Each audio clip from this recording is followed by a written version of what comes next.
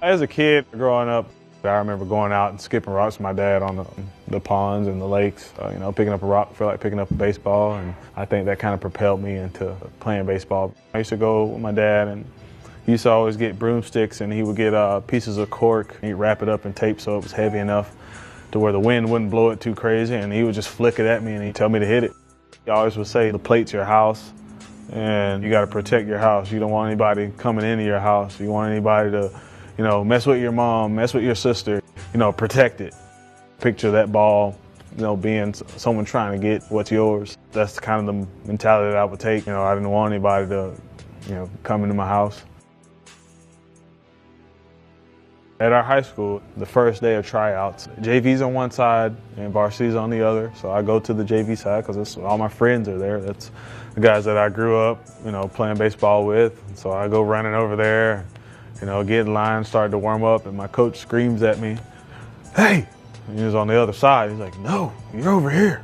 And I was like, "What? Varsity? No."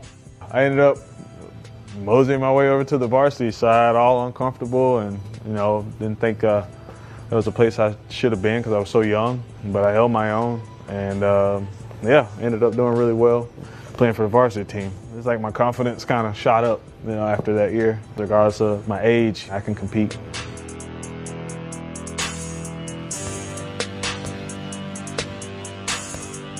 Getting drafted was awesome. There was a chance, that I could possibly get drafted in the first round. I got to the 11th pick, and Pirates picked me, and I think I ran around the house one time, and parents, hugging and kissing and crying and all that. It was a kind of a sigh of relief, but at the same time, just because I'm drafted doesn't mean that I've made it. I still got work and still have things to do. Big thing that I learned from other guys was to really pay attention to the game. You're gonna need their help, so train when you need to train, and get in the cold tank when you need to get in the cold tank. He understands that taking care of himself and getting a high level performance training, how much that puts him in a better situation come spring training and season time. Don't just depend on raw ability and talent. That'll only get you so far.